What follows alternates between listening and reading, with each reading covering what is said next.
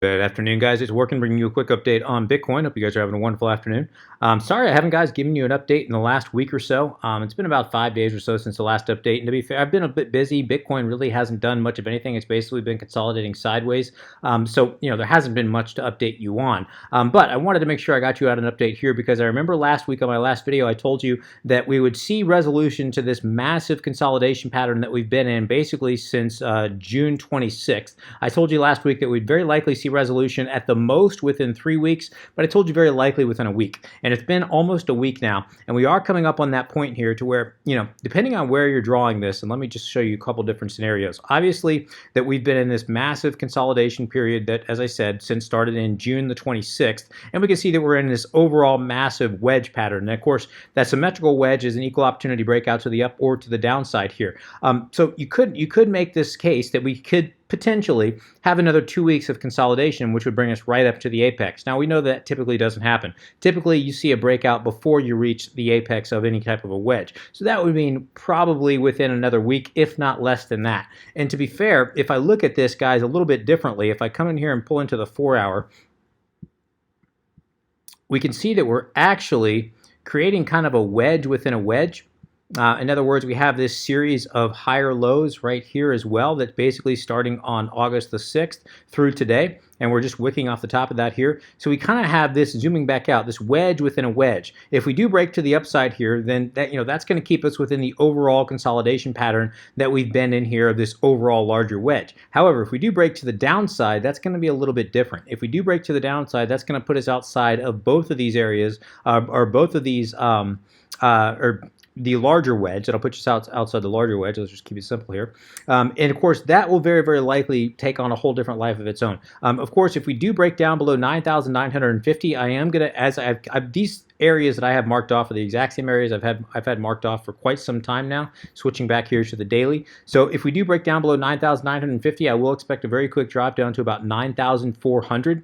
And of course, below 9,400, guys, you guys know this area that I'm watching between 89 and 8,500. I would expect a drop. Now, it won't have to happen right away, but I would expect a nice, if we do break below 9,400, a nice steady drop down to at least 8,900, if not 8,500. And that's really going to be the area that I'm going to be looking at, the first area, I should say, that I'm going to be looking for a reversal. That's the area that I can see a potential bear trap. In other words, we break down, everybody starts going short, and then price turns around somewhere between 89 and 8,500. Because remember, if we do break down out of this, the measured move off of this is going to take us down to the low 7,000s, if not the upper 6,000s. So as soon as we break down out of this, everyone's going to be watching, around 7,000, even the mid to upper 6,000s. Everyone's going to be watching this area right down here. So, certainly you can see a bear trap where price comes down, traps everybody into a short position, and then reverse course. Instead of coming all the way down and following a measured move, it actually reverses course somewhere in here between 89 and 8,500, which, as you guys know, that's that major area on the CME chart. That's the gap on the CME chart that everyone, their brother, has been watching.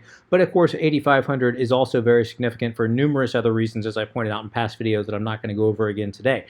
So that's a very, very big area of interest. Now, does it have to reverse course at 89 to 8,500? Absolutely not. That's just the first area that I'm going to be watching for a potential reversal of course, and a potential breakdown, bear trap, and then reversing course, and then continuing back to the upside here, right around 89 to 8,500. To the upside, if we do break up, of course, I'm going to be watching 10,650 here. If that gets taken out, of course, we're going to be looking at 11,000. 11,000 would very likely break us to the top of our descending resistance line, or the top of our overall symmetrical wedge that we've been watching.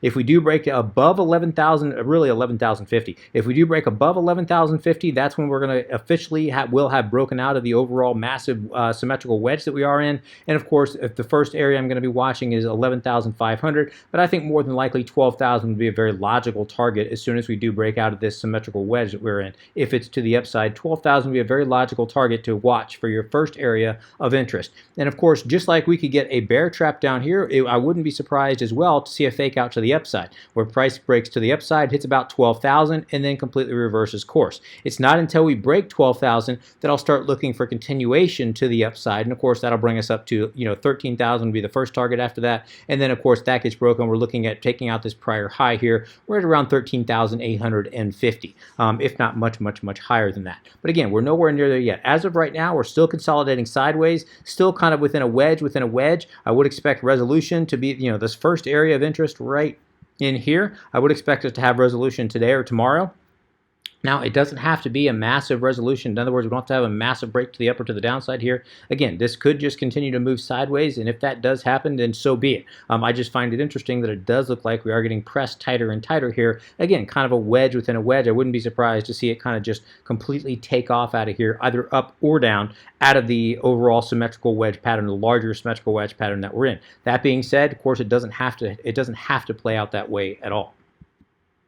All right, so zooming all the way in on the 4-hour here, guys. Zooming in on the 4-hour, it looks to me like price wants to come back up and test about 10,400-ish. In fact, it kind of looks like we're actually creating, let's see if this works out. Yeah, if I disregard this move here, which this was just a massive stop hunt. That was a couple days ago where we saw price go from about 9,800 all the way up to about 10,650 and basically test the top of our area of resistance that we've been watching for quite some time here. That was just a massive stop hunt and then basically returned back to baseline here. So we can see if I disregard that, we do have kind of a wedge within a wedge within a wedge. This area right here that we are approaching the apex of, and does look like Bitcoin may want to come up and test about 10,000, actually I'd say even lower than that, about 10,300-ish. And then it looks like we may want to see, some a pretty, not a large move, but relatively speaking, either a break up to 10,650 or a break back down here to about 10,000-ish, somewhere thereabouts here.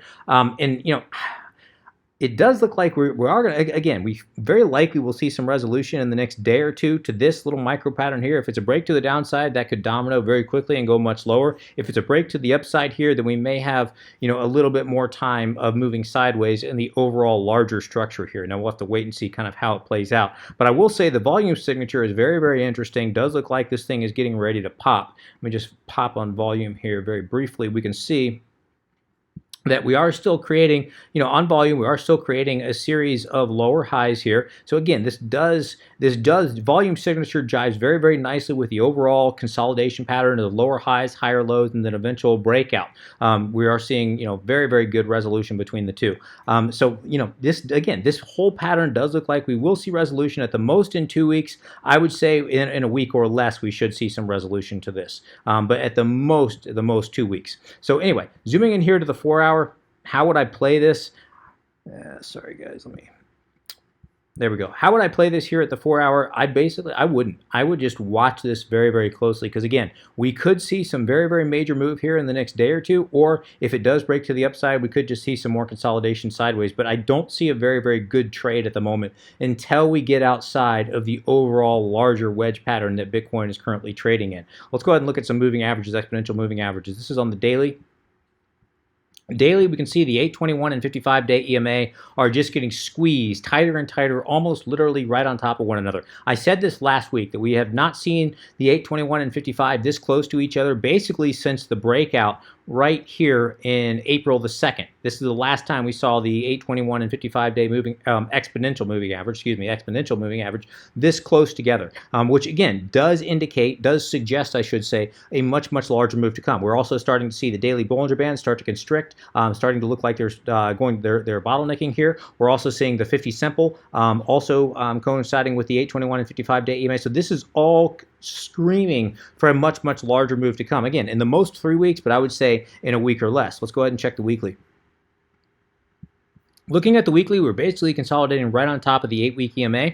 Not really any major break above or below. Of course, we closed below it last week, basically sitting right on top of it this week here. But again, not a major break, certainly not a decisive break, just basically more consolidation. I think this pattern has basically fooled, and I said this last week, and I'll say it again because it's even more true this week. This pattern has basically fooled the most bearish and the most bullish among us. In other words, the perma bulls and the perma bears have egg on their face. It's basically fooled both of them, and I think they're both trying to make their case. They're both trying to say, yeah, just more consolidation, man, and then we're going to the moon, or then we're dropping down to 2,000. It's coming. It's right around the corner. And of course, both of them have a very solid case. They really do. I mean, in one of the two are going to be right. Obviously, they've got a 50-50 shot, so they might as well stick with their positions at this point. One of the other is going to be right. Well, that's not necessarily true. We could drop down to about 8,000 and then continue to the upside. So it just really depends on your strategy. But I don't know anybody that thought this consolidation period was going to last 2 to 3 months like this. Maybe a few people, maybe some theories, but most people thought that we were going to break out of this very much sooner than we have, myself included, to be fair. But right now, I wouldn't be surprised if price does break down. Of course, we're going to be watching the 21-week EMA. Traditionally, that has acted as a very strong support. Wouldn't be surprised to see it act as support now. And as of right now, it's sitting at right around 9,000, just above 9,000. So, of course, we'll watch that area. That would jive nicely with our $8,900 area. And, of course, we can see it wick below there, possibly touch 8,500 and then continue to the upside. That's a real possibility. But there's no question that the 21-week EMA is a very, very relevant zone, and I will be watching that. If we do end up breaking down, I will be watching that area for potential support. Excuse me. Checking our daily volume, sitting at about, what do we got, 13.5 billion for the day. So yeah, I mean, everybody's just sitting around waiting for resolution on this thing, guys. They really are. This is just... yeah, I mean, this has gone on for much, much longer than I think anyone anticipated. And I wouldn't, I would not be surprised to see some resolution on this probably at the most in a week, actually at the most in 2 weeks. I think it's going to happen in a week or less. I realize I said a week or less last week, and I was wrong on that. But I do think that there is going to be resolution onto this, very, very likely, and the most the next 7 days, I would say. It could go on 2 weeks, but I would say the most the next 7 days. Now, this area that I just marked off here, guys, this is a decent base that Bitcoin has put in here. We can see that it's a decent demand zone. In other words, we can see prices come down here and has been dancing on top of this zone basically ever since August the 15th. So basically the second half of August, we've just been dancing right on top of this area. So if this area does break, this would suggest a breakdown with a vengeance. As I said, I do think it happens very quickly. If it does break to the downside, I do think it happens very quickly. And I do think we find ourselves at 9,400 very quickly. I do think we bounce maybe once or twice off of 9,400, but I do think there's a good chance 9,400 will break, and then we'll find ourselves down to about 89 to 8,500 very, very, very quickly. To the upside, if we do break to the upside again, I'll be watching 10,650. I do think if we break to the upside, that'll very likely break if we test it again. We tested it back here on August 26th. I wouldn't be surprised to see that area break, and of course, then that'd be a very, very likely a very quick rise to about 11,050-ish, somewhere thereabouts, guys. And that's the area really that we're watching to take us outside of the overall massive ascending triangle, or excuse me, not ascending, sorry guys, I can't speak proper English here. The symmetrical wedge, that would take us outside. If we break above 10,000, or excuse me, 11,050, that would take us outside of the symmetrical wedge to the upside. And at that point, we're watching very likely 12,000, maybe 11,500, but I think if we do break to the upside, I think it's going to happen to where we break to at least 12,000, and that's the area that, as I said earlier, that we would be watching for a potential bull trap. If we can get above 12,000, I do think we very likely continue to at least 13, and of course 13 is going to be a very pivotal area. It could also potentially be an area for a bull trap. If we do break above 13, then I'll be watching to take out the prior high, and that's between about, that's right around 13,850-ish, somewhere thereabouts. I realize it's frustrating to hear that, guys. I know you wanted to hear, we're breaking up, we're breaking down. I know you want to hear that, guys, and I wish I could tell you, with certainty which direction we're going. I would say right now, my bias would be a slight, as I said last time, a slight bias to the downside, but really, it's very, very difficult to call. It really, really is, guys. I mean, we've tested this area so many times down, this area of support so many times that, typically you test it this much, eventually it's going to break, right?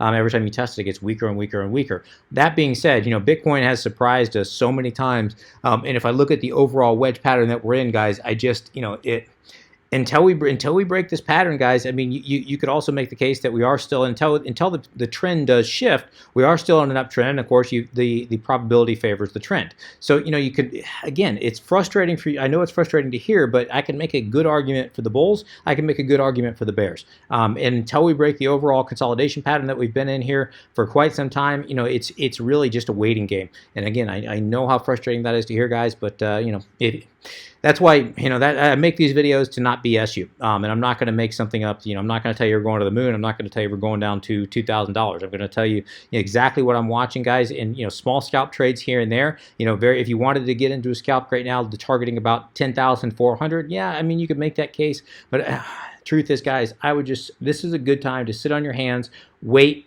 We're going to get resolution here very, very soon. It's just a waiting game, guys, and there's no reason to risk too much capital, especially in a situation like this where it really could go either way. All right, guys, I'm going to go ahead and wrap things there. If you have any comments, questions, suggestions, please let me know in the comment section below. As always, would appreciate an upvote. If you have enjoyed this content, guys, please remember to like, subscribe, hit that notification bell in the right-hand corner. Until next time, please trade safe. Take care of yourselves. This is Workin, signing out.